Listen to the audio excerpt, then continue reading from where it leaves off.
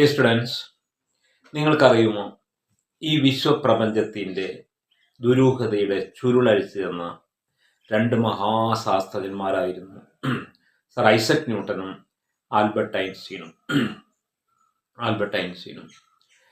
അപ്പോൾ നമുക്കൊരു ചിന്ത വരാറുണ്ട്, സാധാരണക്കാരുടെ തലച്ചോറും ഈ ശാസ്ത്രജ്ഞന്മാരുടെ തലച്ചോറും തമ്മിൽ വല്ല വ്യത്യാസവുമുണ്ടോ എന്ന് പലപ്പോഴും നമ്മൾ സംശയിക്കാറുണ്ട്.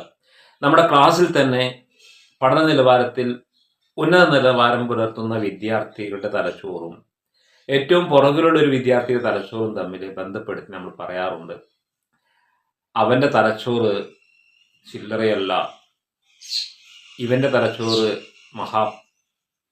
പോക്കാണ് എന്നൊക്കെ നിലനിർത്താറുണ്ട്.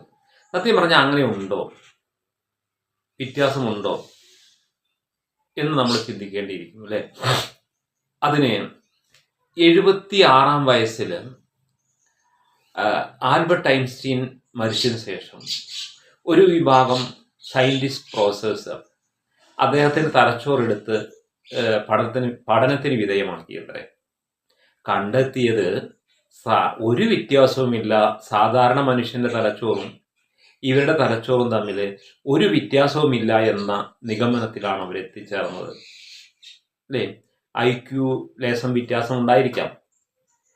സത്യം പറഞ്ഞാൽ ഈ ഓർമ്മകൾ നിലനിർത്തുന്ന ബ്രെയിൻ ഷെല്ലിൽ എന്തുകൊണ്ടാണ് എല്ലാവർക്കും എല്ലാവരെ പോലെയും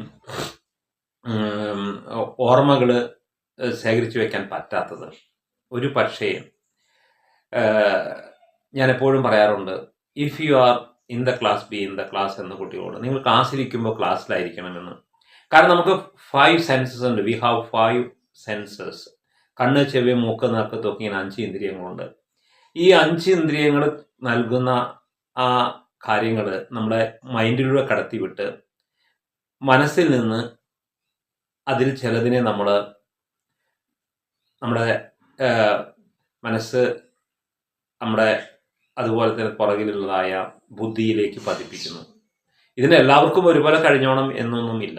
ഏതായാലും പഠനം കണ്ടെത്തിയത് സാധാരണക്കാരുടെ മസ്തിഷ്കവും അല്ലെങ്കിൽ ബ്രെയിനും ഈ പറയുന്ന വലിയ വലിയ സയൻറ്റിസ്റ്റിൻ്റെ ബുദ്ധിയും തമ്മിൽ ഒരു അന്തരവുമില്ല എന്ന് പറയുന്നു. ഏതായാലും ന്യൂട്ടനെയും ഐൻസ്റ്റീനെയും മാറ്റിവെച്ച് നമുക്കൊരു ശാസ്ത്ര പഠനവും സാധ്യമല്ല എന്നുള്ളതുകൊണ്ട് അല്പം ഈ മഹാപ്രതിഭാശാലികളെ കുറിച്ച് ചിന്തിക്കുക എന്ന് വിചാരിച്ചു. അതിലാദ്യമായി പരിഗണന കൊടുക്കുന്നത് സർ ഐസക് ന്യൂട്ടനെ കുറിച്ചാണ് ഒന്ന് ചിന്തിക്കുന്നത്. ഒരു സാധാരണ ചിന്തയിലൂടെ മാത്രമാണ് ഈ വീഡിയോ പോകുന്നത്.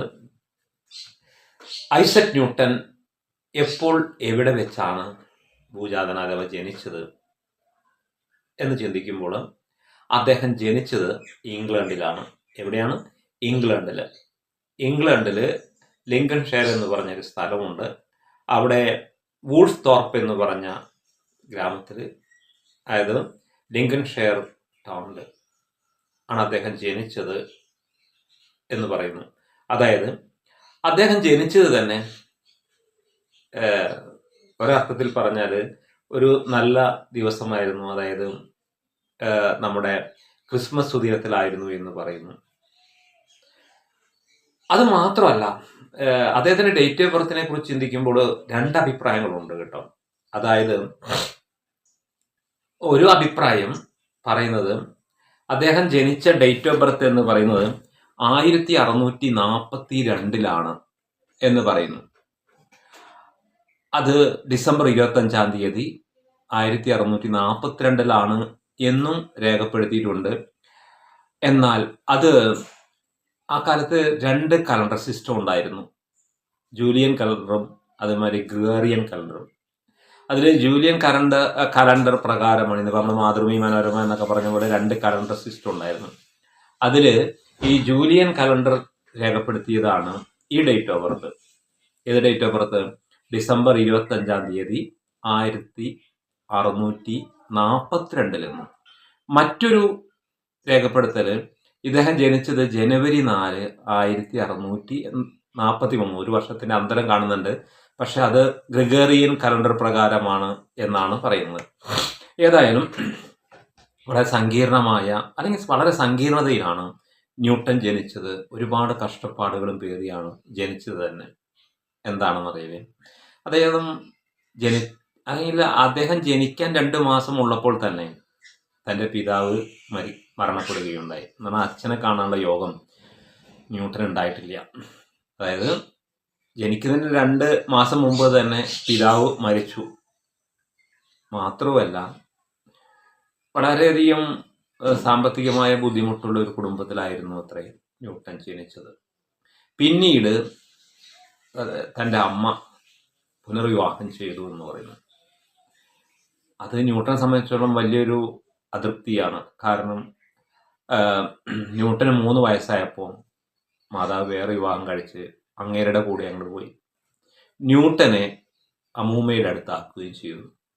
അതിൽ ന്യൂട്ടന് വല്ലാതെ എന്താ പറയുക, ദുഃഖമുണ്ടായ അമ്മയോട് എന്നൊക്കെ പറയുന്നു.